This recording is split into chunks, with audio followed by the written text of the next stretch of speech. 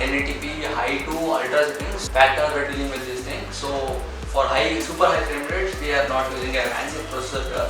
For the ultra quality, for textures, we are taking a next step in the graphics level. So next step is we are taking a graphics card that is capable of playing all the games in high to ultra settings at respectable frame rates like 60 to 75 FPS. For the build, we are using AMD Radeon RX580 8GB model, and for specifically this is a gigabyte windforce model. So it also has RGB and supports all the RGB standards. The processor, as you all know, for a high to ultra setting gaming, we don't need a fancy processor because frame rate must not be that much high. This processor is completely capable of handling the RX580 8GB model. This is the Ryzen 3 1200, the legendary Ryzen 3 1200. When this processor came out, then it was the best budget buy that you can buy in 2017, and it still holds good in 2020 when it comes to modern esports and some AAA games. But this graphics card and this processor are a nice pair. So for the boot drive, we are using WD's 240GB green SSD. This is a very good SSD, and I don't have any complaint about this SSD. And as my knowledge, this SSD serves well for the Windows boot drive. And for the RAM, we are using G-Skill Ripjaws 16GB 3000 MHz single stick of RAM, because here we are not using an APU. So, and we are not even CPU bottleneck, because most of the times in 1080p ultra settings, GPU will be the bottleneck unless and until it's some thread heavy task. And for this thing, we don't actually need dual channel memory, so it doesn't make that much of difference, because we are playing in ultra settings. The frame rate will be around 60 to 70 FPS. And this RAM, it's clocked at 3000 MHz UL16. This is a good kit that you can get for the money. And for the mass storage, we are using Seagate Barracuda 1TB hard disk, 7200 RPM hard disk, and it has around 64 MB of cache. This serves well for around, you can install around 10 to 20 games, AAA games and some esports games easily, and it also serves well for the storage. Actually, I plan to use a 2TB hard disk, but here for the user, it doesn't need 2TB. They don't need 2TB hard disk. If in the future, if they want, they can upgrade. And for the motherboard, we are using gigabyte A320 MH. It's a great entry level motherboard that you can buy for the money. So this motherboard clicks all the tabs when it comes to input IOs and other features in an A320 motherboard, a basic motherboard. So the first feature is it has NVMe slot, and this is really rare in some motherboards that you can get from MSI like Pro VDS. And it also has an HDMI, so we don't need HDMI here, but it's a plus point if the user wants to upgrade to a better APU in the future, like 4600, 4400G or 4200G, it can be done. So this serves well for those kinds of purpose. And this motherboard is one of the best quality A320 motherboard that you can buy, and power phase delivery is also good. And some YouTuber also run a Ryzen 3900X in 4.2 GHz on this motherboard. This handled it, but not as well as the 450 motherboard. But this build is intended for a Ryzen 3 and Ryzen 5 build, so we can go up to Ryzen 5 3600 and mostly any 65 watt GPU. For the power supply, we are using Antec's any 550 watt 80 plus launch certified unit. It's a semi-modular ESU that you can purchase for around 4.2K. So it's a really good power supply. It has never disappointed me, and it has Japanese capacitors, 5 years of warranty, and from Antec the power supply quality is also good, and that's it. It's a really good power supply that you can buy for the money. And for some RGB, we are using these AntEsports RGB auto RGB fans. We are using some regular fans, 120mm fans that we can mount to front and top of the chassis for better resistance. This build is intended for entry-level gamers who want to play in high to ultra settings, because in high to ultra settings frame rate doesn't matter, because most of the time in ultra and high settings your GPU will be the bottleneck. As in the case of this, the GPU is good. It holds well in 2020. It holds well in 2020. It's faster faster when compared to your GTX 1650 Super, and when it comes to GTX 1660, it's around 5% slower than that on average. But when it comes to Vulkan, OpenSea and other stuff, this will excel because Vulkan actually it's a AMD. It was actually developed by AMD Mantle API, so you can learn about that thing more on YouTube or other internet sites, more knowledgeable sites. And this is also intended for basic office use. The user told he wants to run some office programs and he wants to attend online classes that has increased in India. It's a craze now. So this is the PC that is built for him, and it is completely capable of playing games. And as we all know, AM4 platform, it's an excellent platform that you can choose for upgrades. So you have plethora of CPUs that you can install this motherboard. These are the insides of the build. So let's start the build. This cabinet is a fully text cabinet that supports fully text motherboards, and it has tempered glass head panel and front USB. When it comes to front USB, it has one USB 2.0 and one USB 3.0. That is actually 3.0. It's not fake or something. And the I/O options, the mic and headphone jack are also provided, and power button and a reset button. And power into this is. And this is front acrylic, so you don't have to worry about running it.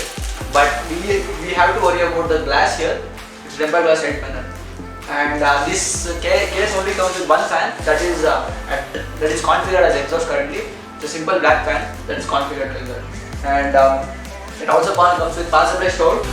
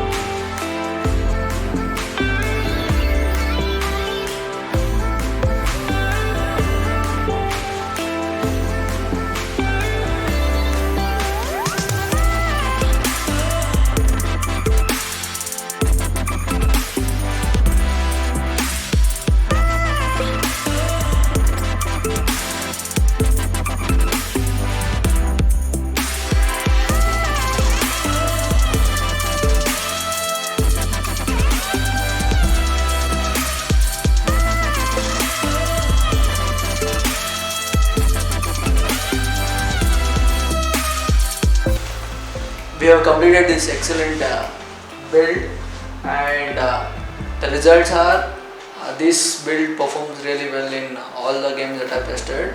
In some thread heavy games, some 1% loads and 0.1% loads are not acceptable, but it's playable unless and until we run most of the tasks under control.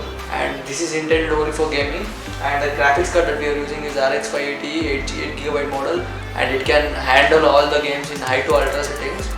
At least it will give us 60 FPS, and the build is complete, it's clean. When it comes to temperature, the CPU just peaked under 53 degrees Celsius. 53 degrees Celsius is really good under 100% load, and the graphics card peaked at 74 degrees max at default fan profile. And when I set the custom fan profile using Radeon Wattman, the temperatures were around 72 degrees Celsius. That is totally acceptable even in the closed panel state. And we have installed our 4 fans, and we have installed our 4 fans, two blue LED fans at the front, and 2 plain fans at the top, and 1 RGB fans, auto RGB fan at the rear exhaust. And the cable management on this build is also very nice. So this is Kiran, and you will see me on the internet. Bye.